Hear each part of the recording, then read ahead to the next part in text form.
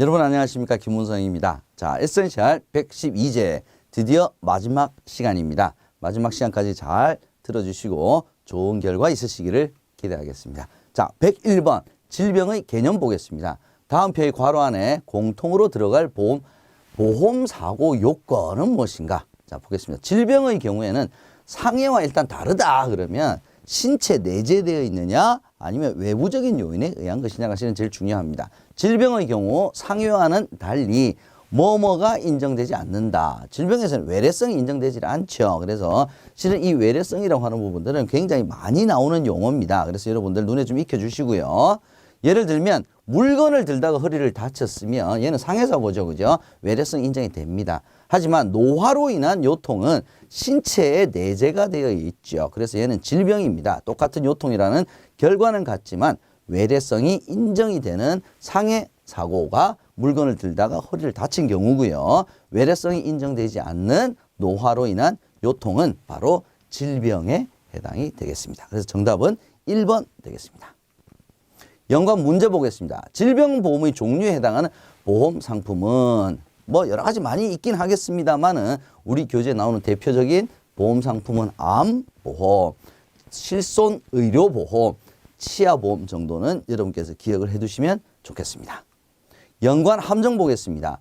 질병 중심의 제3보험 시장에서 요즘 시장 상황이 종신보험 시장으로 전환이 되고 있다. 자, 과거에는 우리 보험시장이 종신보험 시장이었다면 최근에는 질병 중심의 제3보험 시장으로 전환이 되고 있는 것이 현실이죠. 그래서 두 내용이 바뀌었다. 이렇게 보시면 되겠습니다.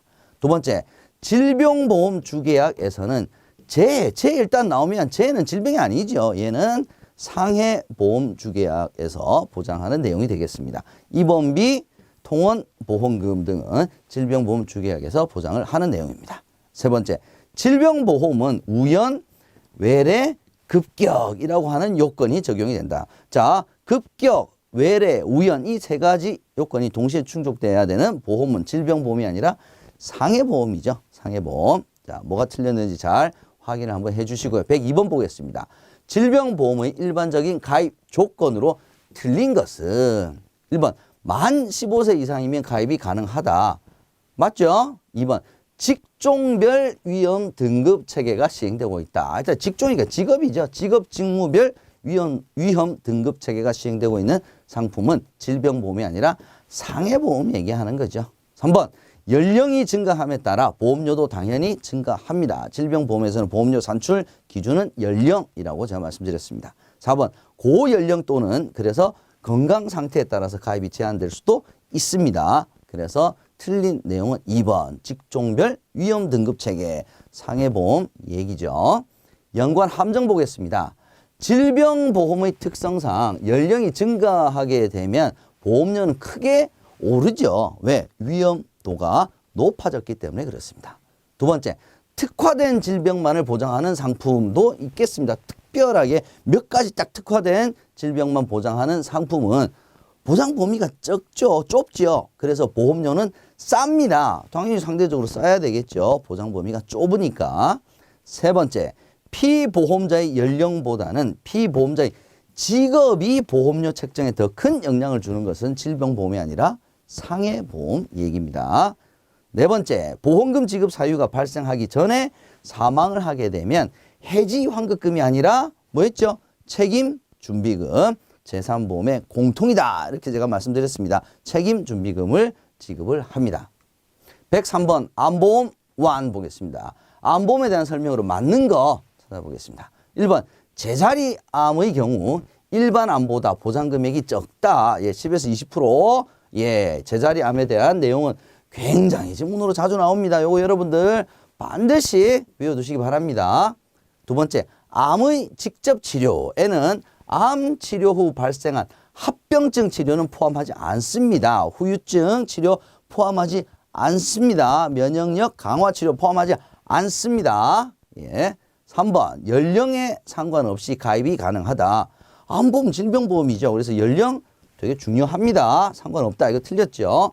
4번, 연령이 증가할수록 보험료는 감소하는 것이 아니라 증가하죠. 그죠? 그래서 맞는 정답은 1번 제자리 암의 경우 일반 암보다 보장 금액이 적다. 얘가 맞는 정답이 되겠습니다. 연관 문제 보겠습니다. 대부분의 암보험의 보험기간은 대체로 질병보험은 10년 이상이다. 이렇게 보시면 되겠습니다. 연관 함정. 우리나라에서 암보험은 만기 환급형으로 판매되지 않는다. 자, 이와 유사한 내용 많이 나왔죠. 그죠? 우리나라는 순수 보장성이라도, 보장성 보험이라도 만기 환급형으로 많이 판매가 되는 특징을 가지고 있습니다. 두 번째, 암보험은 특약으로만 가입이 가능하다. 암보험은 특약으로도 가입이 가능하고 주계약으로도 가입이 가능하죠. 그래서 특약만으로 가입이 가능하다. 틀린 지문이 되겠습니다. 세 번째, 특정 암만 집중적으로 보장하는 상품은 당연히 마찬가지로 보장 범위가 좁죠. 좁으니까 보험료는 비싼 것이 아니라 싼 게 맞습니다. 104번 보겠습니다. 암보험 2네요. 자, 다음 중 암보험에 대한 설명으로 또 틀린 거 찾는 문제입니다. 1번, 가입 후 1년 이내에 암으로 진단을 받을 경우에 보험금이 차등 지급될 수가 있다. 암보험도 일종의 면책기간 다 부여하고 있죠.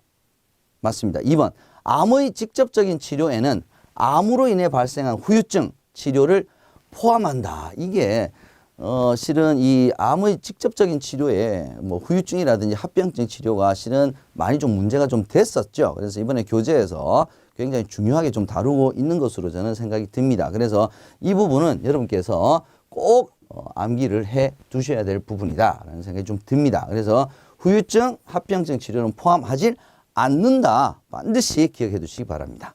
3번, 만기에 환급금을 지급하는 상품도 존재합니다. 만기 환급형 있다고 말씀드렸죠. 4번, 제자리 암의 경우 일반적으로 암 관련 보험금이 적게 지급이 된다. 맞는 얘기가 되겠습니다. 정답은 2번이 틀린 지문이 되겠습니다. 연관 함정 보겠습니다. 암 직접 치료 입원 보험금은 암을 직접적인 치료를 하기 위한 목적으로 입원했을 때 지급받는 보험금이네요. 피보험자가 동일한 암의 직접적인 치료를 목적으로 2회 이상 입원한 경우에는 1회 입원으로 보아 각 입원 일수를 합산하여 계산한다가 맞죠. 자, 동일한 암. 이 이제 중요한 키죠. 키워드죠. 동일한 암의 직접적인 치료를 목적으로 2회 이상 입원하였을 때는 1회 입원으로 보아서 합산하여 계산합니다. 두 번째, 입원하여 치료를 받던 중 보험기간이 만료가 되었습니다. 그러면 보장기간도 만료가 되는 것이 아니라 자, 암 직접 치료 입원 보험금의 지급이 종료되는 것이 아니라 그랬죠. 예, 해당 최고 한도까지는 보장이 계속 받을 수가 있게 유지가 된다라는 점 여러분께서 꼭 체크를 해 주시기 바랍니다.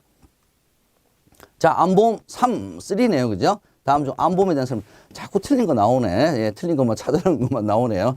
1번, 제자리 암의 경우 일반적으로 암 관련 보험금이 적게 지급된다. 자, 제가 이 질문이 정답이든 정답이 아니든 계속 제가 반복이 되기 때문에 제가 중요하게 여러분께서 기억하시라고 말씀드리는 겁니다. 예, 다 맞는 질문이죠.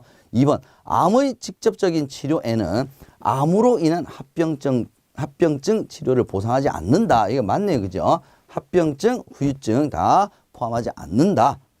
3번, 나이가 증가하더라도 보험료에는 큰 변동이 없다. 자, 질병보험의 대표적인 특징이 나이가 증가하면 위험도가 높아지기 때문에 보험료도 당연히 큰 폭으로 증가를 한다라고 말씀을 드렸습니다. 일단 3번 틀린 지문이 되겠습니다. 일반적으로 만 15세 이상이면 가입이 가능합니다. 틀린 지문은 정답은 3번이 되겠습니다. 연관 함정 보겠습니다. 암보험의 가입 가능 연령은 30세가 아니라 15세. 뭐 질병보험이니까 그죠? 15세 이상이면 다 가입이 가능합니다. 두 번째, 암보험은 연령이 증가해도 보험료는 변동하지 않는다가 아니라 연령이 증가하게 되면 보험료는 올라간다, 상승한다가 맞는 지문이 되겠습니다. 세 번째, 암보험에는 위험률 변동 제도는 나중에 나오겠지만 위험률 변동 제도는 간병보험에 적용이 되는 제도이죠. 그래서 암보험은 위험률 변동 제도가 적용된다는 것은 틀린 지문이 되겠습니다. 자, 106번 실손의료보험 보겠습니다. 다음 중 실손의료보험의 보장 대상에 대한 내용으로 틀린 거 한번 찾아보겠습니다. 1번, 보험가입자가 질병, 상해로 입원 치료 시 소비자가 실제 부담한 의료비의 일부를 보험회사가 보상하는 상품이다. 이게 바로 실손의료보험의 대표적인 정의에 가까운 내용이 되겠네요. 맞는 내용입니다. 2번, 보장 영역은 국민건강보험급여 항목 중에 본인 부담액, 본인이 부담한 거죠. 그 다음에 비급여 항목을 더한 합계액이 바로 보장 영역에 해당이 됩니다. 이 중에서 일부를 보상하는 거죠. 3번, 상해질병보험의 특약으로 부과가 되어 판매 가능하다. 자, 이 질문 여러분 중요하게 생각하셔야 됩니다. 실손의료보험은 특약으로 이제는 판매를 하지 않고 단독형으로만 가입이 가능합니다. 그래서 이 질문 자주 나옵니다. 특약으로 부과되어 판매 가능하다. 이거 다 틀렸습니다. 꼭 기억을 해 두셔야 됩니다. 4번, 실손자기부담금 형태가 표준형, 선택형 2 다르죠. 그죠? 분리해서 판매가 되고 있습니다. 맞는 지문이 되겠습니다. 정답은 3번이 되겠습니다. 연관 함정 보겠습니다. 실손의료보험은 가입 연령에 상관없이 납입하는 보험료는 동일하다. 자, 실손의료보험도 질병보험이죠. 똑같습니다. 성격은. 그래서 가입 연령이 높아지면 당연히 납입보험료 올라갑니다. 두 번째, 실손의료보험은 보험 가입 시 보험금이 확정되어 있다. 이것도 참 쉬운 문제죠. 그죠? 실손이죠. 실손. 실제 손해를 입은 금액을 보상을 해주기 때문에 가입 시 확정될 수가 없습니다. 세 번째, 실손의료보험은 보험 가입자가 부담한 실제 의료비를 보상을 하는데 전액을 보상하는 것이 아니라 일부를 보상하죠. 그죠? 그래서 자기부담금 제도를 가지고 있습니다. 그래서 실손의료보험은 실제 부담한 의료비의 일부를 보상하는 상품이다. 이렇게 해야 맞는 지문이 되겠습니다. 107번 보겠습니다. 실손의료보험 2. 다음 중에서 다수의 실손의료보험에 가입했을 경우 적용되는 원칙은 초과 보상 안 되죠. 정액 보상 아니죠. 중복 보상도 안 되죠. 실손의료보험은 비례 보상하는 원칙, 상법에 의거해서 비례 보상하게 됩니다. 그래서 실제 입은 손해를 보상하기 때문에 3개, 4개, 5개 중복으로 가입을 하고 있더라도 실제 입은 손해액만큼을 보상하기 때문에 여러 개 가입한 그 보험 상품에서 보상 책임의 비율에 따라서 비례 보상하는 원칙을 가지고 있습니다. 그래서 정답은 4번이 되겠습니다. 연관 문제 보겠습니다. 중복 계약에 따른 비례보상 대상 계약은 모든 제3보험 상품이 아니라 제3보험 상품 중에 실손보상 급부가 있는 계약에 한정이 된다.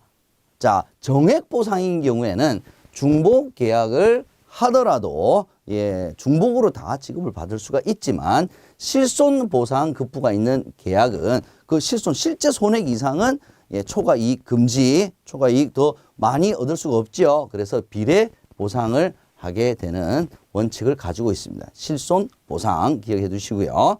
연관 함정 보겠습니다. 5인 이상의 단체 실손보험. 실손보험인데 단체니까 5인 이상 맞겠죠. 그죠? 실손보상 원칙이 적용되지 않는다. 말이 안 되죠. 단체라고 해서 실손보상 원칙이 적용되지 않는 것은 아닙니다.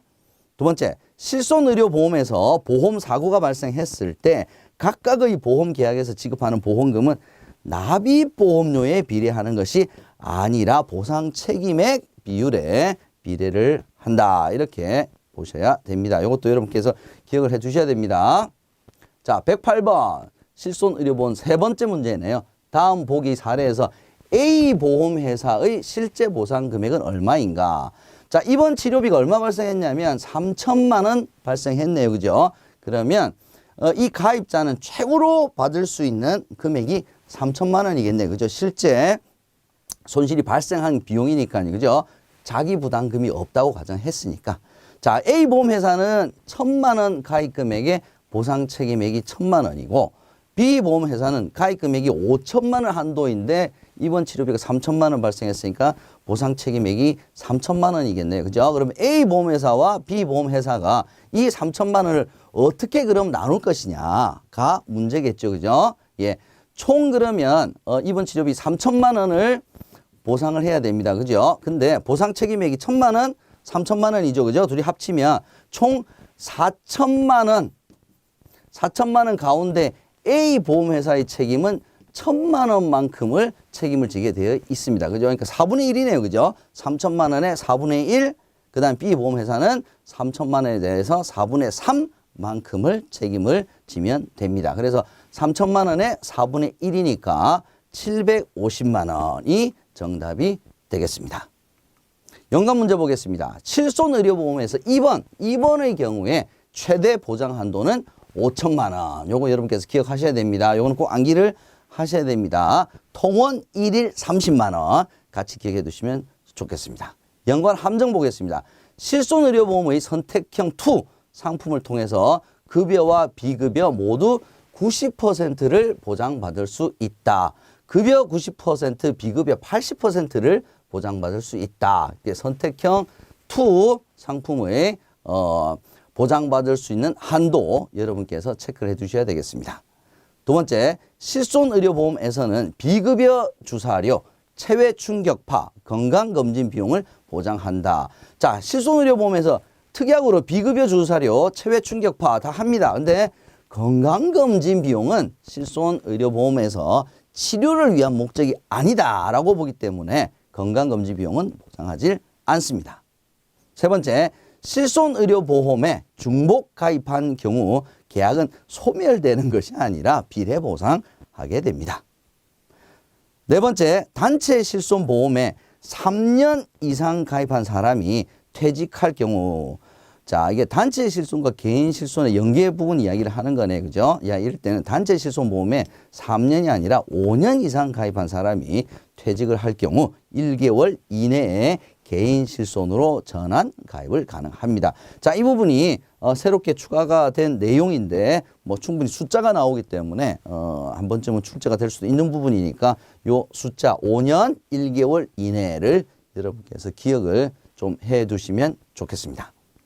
109번 보겠습니다. 자, 실손의료보험 네 번째 문제네요. 다음 중 2017년 4월 개선된 실손의료보험 특약 통해서 특약 1, 2, 3 있었죠. 그죠? 보장받을 수 있는 항목이 아닌 것은 비급여 주사료 해당되죠. 비급여 도수치료 해당이 됩니다. 비급여 MRI, MRA 다 해결이 됩니다.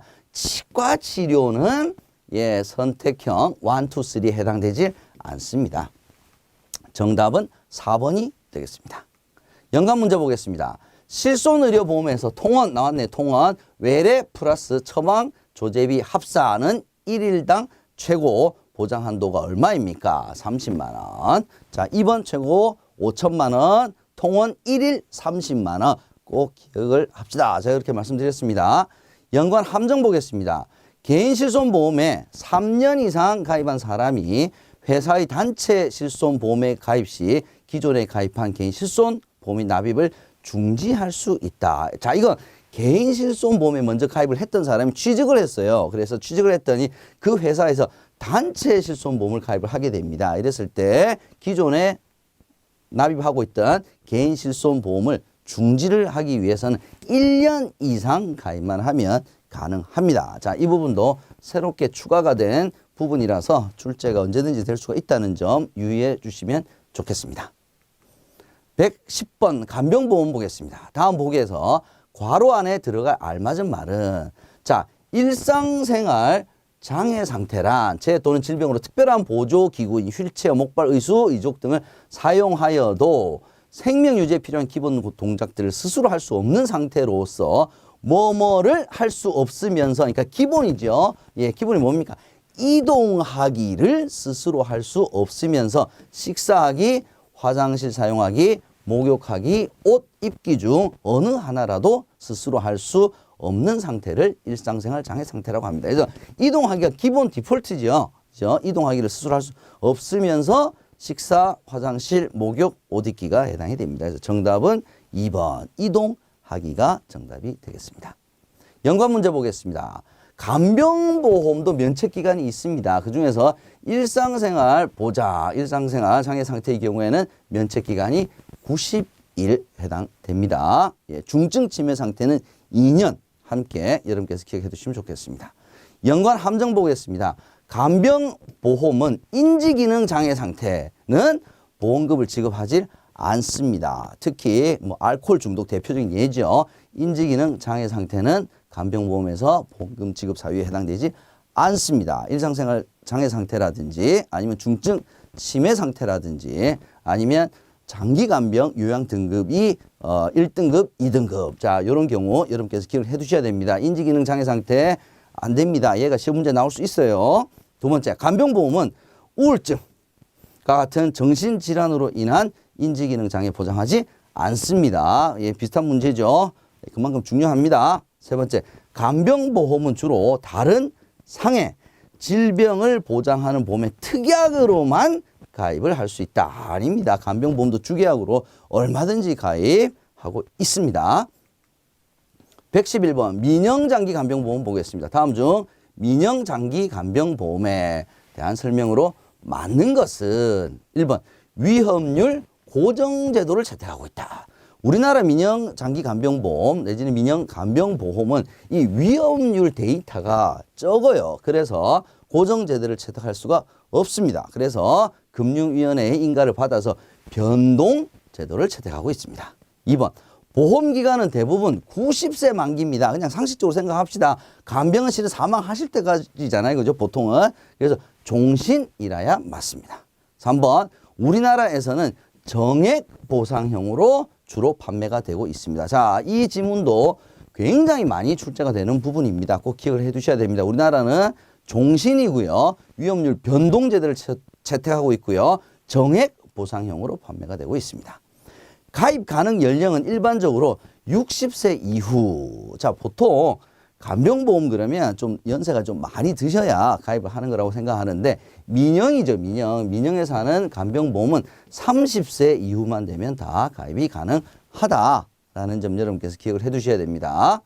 자, 다음으로 연관 문제 보겠습니다. 자, 공적 장기 간병보험과 민영 장기 간병보험 중 우리나라에 먼저 판매가 된 상품은 어떤 것이겠느냐. 보통 일반적으로 보게 되면 민영보다는 공적인 부분이 먼저 시행이 된다라고도 볼 수 있는데 장기간병보험은 민영장기간병보험이 먼저 판매가 되었습니다. 자, 이 부분도 자 어떤 게 더 먼저 시작되었냐, 시행되었냐라고 하는 질문이 나올 수가 있어요. 실제는 하고 있습니다. 구별해 주셔야 됩니다. 연관 함정 보겠습니다. 노인장기요양보험은 노인장기요양보험은 공적장기 간병보험을 뜻하는 겁니다. 만 60세 이상의 노인 및 노인성 질병을 가진 만 60세 미만자를 대상으로 한다. 참 이게 이 나이인데 그죠? 나이인데 그죠? 일반적으로 그냥 우리가 노인 인구 우리가 나이를 계산할 때도 만 65세를 기준으로 했죠. 그죠? 그래서 노인 장기 간병보험도 만 65세 여러분께서 기억을 해 두시면 되겠습니다. 얘도 뭐 암기하는 수밖에 없죠. 두 번째, 우리나라에서는 실손보상 형태로 민영장기간병보험이 판매됩니다. 우리 실손보상 아니라 그랬죠. 그죠? 중요한 건 뭐였습니까? 정액보상형이다. 라는 점 다시 한번 기억을 해 두시기 바랍니다. 자, 이제 마지막 문제입니다. 마지막 문제. 다음 중 간병보험에 대한 설명으로 맞는 거 찾아보겠습니다. 만 60세 이상부터 가입 가능하다. 틀렸죠. 그죠? 예. 뭐 공적장기간병보험 같은 경우에는 만 65세가 기준이었고요. 민영장기간병보험도 30세 이상이면 가입이 가능합니다. 2번 보험기간은 대부분 80세 만기형이 아니라 종신 만기형이 거의 대부분입니다. 3번 피보험자의 사망이나 간병연금 수령이 종료가 되게 되면 계약은 자연적으로 소멸이 되게 됩니다. 피보험자가 일단 뭐 이제 사망하셨으니까 이제 더 이상 대상이 없어진 거죠. 간병연금 수령이 종료되었다라고 하는 것은 뭐 원인이 여러 가지일 수 있겠습니다만 사망을 하셨든 아니면 완치가 되셨든 간병의 요인이 일단 없어진 것이니까 계약이 존재할 의미가 없죠. 3번이 일단 맞는 질문이 되겠습니다. 4번은 뭐가 틀린지 보죠. 우리나라는 위험률 산출을 위한 경험 데이터가 충분하지 않기 때문에 위험률이 변동이 되는 위험률 변동 제도를 채택하고 있습니다. 연관 문제 보겠습니다. 위험률 변동 제도를 인가하는 기관은 어디냐? 금융위원회의 인가를 받아서 위험률 변동 제도를 인가를 받아서 시행하고 있습니다. 자, 이제 마지막 연관 함정 보겠습니다. 가입 가능 연령은 일반적으로 60세 이후다. 예, 간병보험의 일반적인 가입 연령 60세 이후 틀렸죠. 두 번째, 우리나라는 경험 데이터가 충분히 확보되어 있지 않아서 위험률 산출이 용이하지가 않기 때문에 변동제도를 실시를 하고 있습니다. 마지막으로 우리나라의 경우 위험률 고정제도 아니죠. 변동제도를 채택하고 있다. 자, 이렇게 해서 에센셜 긴 시간 112문제와 연관 문제, 연관 함정 함께 공부해 봤습니다. 지금까지 공부하셨던 게 여러분들 합격에 꼭 좋은 도움이 되기를 바라면서 저는 강의 마치도록 하겠습니다. 여러분 수고하셨습니다.